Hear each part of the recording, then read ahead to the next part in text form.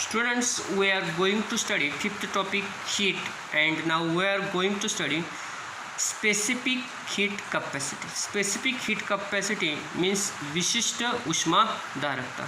Specific heat capacity समजावून घेण्यासाठी आपण एक ॲक्टिव्हिटी बघतोय. बघा ॲक्टिव्हिटीमध्ये ॲक्टिव्हिटीमध्ये आपल्याला मटेरियल दिलेलं बघा, अ tray with thick layer of wax. एक मेण्याचा जाड थर असलेला एक ट्रे दिलेला आहे. नंतर solid sphere of iron lead and copper of equal mass. आणि आयर्न लोखंड, लीड शिसे आणि कॉपर तांबे यांचं मास इक्वल असणारे हे 3 सॉलिड स्पियर दिलेले आहेत. Iron, lead and copper of equal मास. नंतर बर्नर और स्पिरिट लॅम्प अँड लार्ज पिकल हे काय दिलेलं आहे आपल्याला मटेरियलमध्ये दिलं आहे. प्रोसिजर बघा, प्रोसिजरमध्ये बघा, take 3 sphere of iron, copper and lead of equal mass. आपण 3 भरीव गोल घेतलेले आहे, आयर्न, कॉपर आणि लीड शिसे यांचे मास कसं आहे, इक्वल आहे. Put all the 3 sphere in boiling water in the beaker for some time. आता हे 3 स्पियर बॉइलिंग वॉटर उकळत्या पाण्यामध्ये काही कालावधीपुरते ठेवलेले.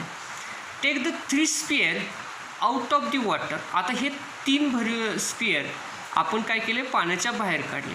All the sphere will be at a temperature 100 degree Celsius. Put them immediately on the thick slab of wax.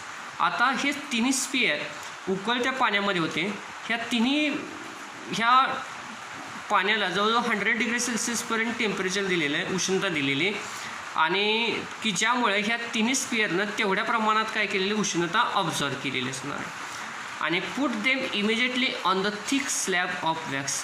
आणि हे 3 sphere ह्या slab जो ट्रे दिलेला आहे मेनाचा, a tray with thick layer of wax, ह्या वॅक्समध्ये आपण काय केले, ठेवले.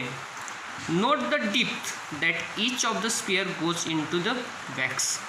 आता आपण काय नोट करायचं आहे, तर हे 3 स्पियर आयर्न, कॉपर आणि लीड ही यापैकी कोणता गोळा किती खोलीपर्यंत गेला आहे याची आपल्याला काय करायचं आहे, नोंद करायचं आहे. बघा आपण हा काय घेतला आहे, ट्रे घेतला आहे. हा ट्रे कशाचा आहे, तर wax, thick layer of wax. आपण 3 स्पियर घेतलेत, आयर्न, कॉपर आणि लीड यांचं मास कसं आहे, इक्वल आहे.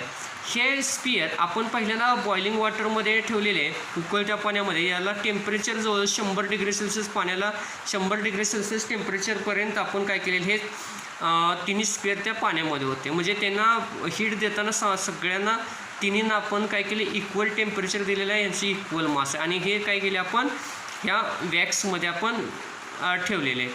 आता हे कोणता गोळा किती खोलपर्यंत गेलेला आहे ते आपण बघतोय. बघा आता बघा, the spear which absorb more heat from the water will give more heat to wax.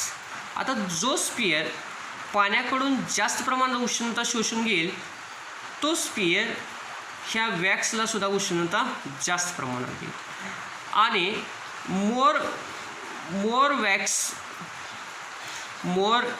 wax will thus melt and the spear will go deeper in the wax. आणि जो स्पियर जास्त उष्णता शोषून घेईल तो ह्या मेणाला सुद्धा जास्त उष्णता देईल आणि तो मेणसुद्धा काय होणार आहे, वितरणार. And it can observe that the iron sphere goes deepest into the wax. आणि आपल्याला इथं काय दिसतं, आयर्न स्पियर सर्वात खोल गेलेलं आहे. Lead sphere goes the list, आणि सर्वात कमी काय गेलेलं आहे, लीड स्पियर, शिस्याचा गोळा कमी दिसतोय. And copper sphere goes to intermediate depth, आणि एक मध्यावर आपल्याला दिसतो तो कॉपरचा sphere. This shows that for equal rise in temperature, आपण टेम्परेचर इक्वल दिलेलं आहे. The three sphere have observe different amount of heat. आता आपण टेम्परेचर इक्वल दिलेलं आहे, परंतु टेम्परेचर इक्वल दिलं तरी हीट ऑब्झर्व केलेले ही वेगळी. This means that the property which determine the amount of heat the amount of heat absorbed by a sphere is different for the 3 sphere. म्हणजे ह्या तिन्ही स्पियरने जी हीट ऑब्झर्व केलेली ही डिफरंट आहे. म्हणजे आपण इक्वल मासचे स्पियर यूज केले, इक्वल टेम्परेचर दिलं, परंतु याने जी हीट ऑब्झर्व केली ही काय डिफरंट आहे. And this property is called the specific heat capacity. आणि ह्याच प्रॉपर्टीला, ह्या गुणधर्माला काय म्हणतात तर स्पेसिफिक हीट कपॅसिटी, विशिष्ट उष्माधारकता. म्हणजे इक्वल टेम्परेचर दिलं परंतु त्याने ऑब्झर्व केलेली हीट काय राहिली डिफरंट. म्हणजे प्रत्येक जो स्पियर आहे तो कोणता मेटल आहे तो हीट ऑब्झर्व करताना डिफरंट केलेली आहे. त्यामुळे ही जी प्रॉपर्टी आहे यालाच आपण म्हणतो स्पेसिफिक हीट कपॅसिटी, विशिष्ट उष्माधारकता. The amount of heat energy required to raise the temperature of a unit mass of an object by 1 degree Celsius is called the specific heat of that object. पदार्थाची विशिष्ट उष्माधारकता. The amount of heat energy required, लागणारी उष्णता, to raise the temperature, उष्णता तर पदार्थाचे तापमान वाढवण्यासाठी लागणारी उष्णता, of a unit mass of an object. म्हणजे एकक वस्तुमानाच्या पदार्थाचे तापमान आपल्याला कितीने वाढवायचं आहे 1 डिग्री सेल्सिअसने वाढवण्यासाठी. वा एकक वस्तुमानाच्या पदार्थाचे तापमान, आता पदार्थ कुठले असेल, लीड असेल, कॉपर असेल, आयर्न असेल, तर एकक वस्तुमानाच्या पदार्थाचे तापमान 1 डिग्री सेल्सिअसने वाढवण्यासाठी जी लागणारी उष्णता आहे त्याला म्हणतो आपण बा specific heat of that object, पदार्थाची विशिष्ट उष्माधारकता. आता जी स्पेसिफिक हीट कपॅसिटी ज्याला आपण विशिष्ट उष्माधारकता म्हणतो ही डिनोट कशाने करतात तर by letter C. The SI unit of specific heat is joule per kilogram degree Celsius. SI unit of specific heat is joule per kilogram degree Celsius. And the CGS unit is calorie per gram degree Celsius. त्यानंतर बघा आपणाला इथं काही substance दिलेले आणि त्याची specific heat दिलेली आहे calorie per gram degree Celsius. त्याच्यामध्ये बघा फॉर एक्झाम्पल वॉटरची स्पेसिफिक हीट किती दिलेली आहे 1.0 calorie per gram degree Celsius. Paraffin तिची दिलेली स्पेसिफिक हीट बघा 0.54 calorie per gram degree Celsius. आणि सगळ्यात लेस दिले बघा मर्क्युरी 0.033. आता specific heat capacity of this some substances. त्यानंतर बघा आपण बघतोय if specific heat of an object is C. आता बघा पदार्थाची विशिष्ट उष्माधारकता काय आपण कशाने दर्शवतो कुठल्या लेटरनं तर C. The mass of the object is m, आणि पदार्थाचे वस्तुमान काय m. And if the temperature of the object is raised by, आता हे आपण सिम्बॉल कशासाठी वापरतो टेम्परेचर दाखवण्याचं. And if the temperature of the object is raised by delta T degree Celsius the heat energy observed by the object is given by. आता बघा पदार्थाची विशिष्ट उष्माधारकता काय सी, पदार्थाचे वस्तुमान m. And if the temperature of the object raised by delta T degree Celsius, आणि त्या पदार्थाला उष्णता म्हणजे त्या पदार्थाने शोषून घेतलेली उष्णता, त्या पदार्थाने शोषून घेतलेली उष्णता हे आपण काय करतो डेल्टा टी डिग्री सेल्सिअस.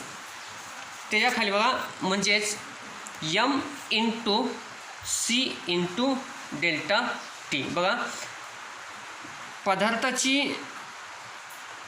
पदार्थाची विशिष्ट उष्माधारकता सी लिटर, पदार्थाचे वस्तुमान यम.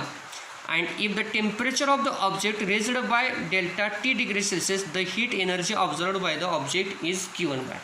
म्हणजेच त्या पदार्थाचे तापमान डेल्टा टी डिग्री सेल्सिअसने वाढवण्यासाठी व डेल्टा टी डिग्री सेल्सिअसने वाढवल्यास त्या पदार्थाने शोषून घेतलेली उष्णता आपण कशाने काढतो तर m into C into delta T. Okay. त्यानंतर बघा, in the same way if specific heat of an object is C, the mass of the object is m, and if the temperature of the object is decreased by delta T degree Celsius, then the heat energy loss by the object will be m into c into delta T. म्हणजे या ठिकाणी बघा, पदार्थाचे तापमान कमी करत नेल्यास गमावलेली उष्णता, पदार्थाचे तापमान आपण कमी करत गेले. इथं काय केलं, ह्या ठिकाणी आपण काय केलं, उष्णता दिली आणि उष्णता दिल्यानंतर त्या पदार्थाने शोषून घेतलेली उष्णता m into C into delta T.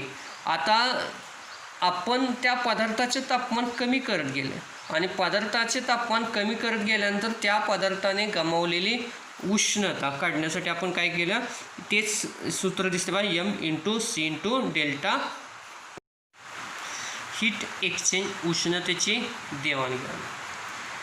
If heat is exchanged between a hot and cold object, the temperature of the cold object goes on increasing due to gain of energy and the temperature of the hot object goes on decreasing due to loss of energy. बा heat exchange म्हणजेच काय म्हणतो आपण, उष्णतेची देवाणघेवाण. आता इथं if heat is exchanged between a hot and cold object. आता या ठिकाणी हॉट आणि कोल्ड ऑब्जेक्टमध्ये उष्णतेची काय देवाणघेवाण केली, म्हणजे उष्ण आणि थंड वस्तू याच्यामध्ये काय केली, उष्णतेची देवाणघेवाण केली. The temperature of the cold object goes on increasing due to gain of energy. आता यापैकी जी हॉट ऑब्जेक्ट आणि कोल्ड ऑब्जेक्ट, उष्ण वस्तू आणि थंड वस्तू, यापैकी थंड वस्तू काय करते, थंड वस्तू, the temperature of the cold object goes on increasing due to gain of energy. थंड वस्तू उष्णता ग्रहण करते की ज्यामुळे ह्या थंड वस्तूचं टेम्परेचर सुरुवातीपेक्षा जास्त होतं. And the temperature of the hot object goes on decreasing, आणि उष्ण वस्तूचं टेम्परेचर काय होतं, कमी, due to loss of energy. तो काय करतो, उष्णता त्याची गमावतो. The change in temperature continues till the temperature of both the object attain the same value. आता हे कधीपर्यंत होईल, ह्या दोन्हींची टेम्परेचर समान होईपर्यंत काय होणार आहे, ही प्रोसेस चालू होईल. बघा, आपण काय घेतलं, एक हॉट ऑब्जेक्ट घेतली, कोल्ड ऑब्जेक्ट घेतले. तर ह्या हॉट ऑब्जेक्ट आणि कोल्ड ऑब्जेक्टमध्ये काय होणार आहे, हीट एक्सचेंज होणार आहे, उष्णतेची देवाणघेवाण.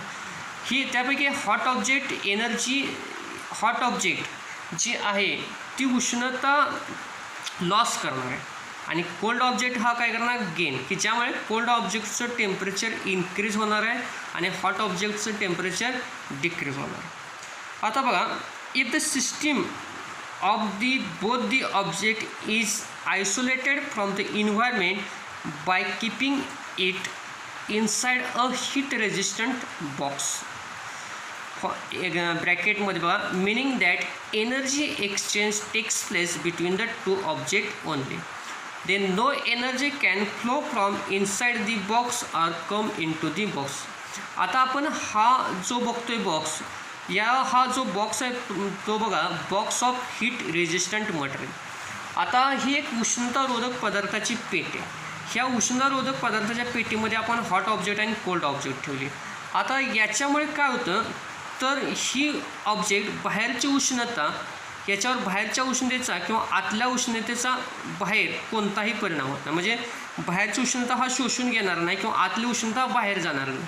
म्हणजे ही पॅकबंद असणारी पेटी की ज्याच्यामुळे उष्ण आत आणि बाहेर, म्हणजे ह्या दोन्हींमध्येच फक्त उष्णतेची देवाणघेवाण होणार आहे, हॉट ऑब्जेक्ट आणि कोल्ड ऑब्जेक्ट. आणि हे केले असता in this situation we get the following principal.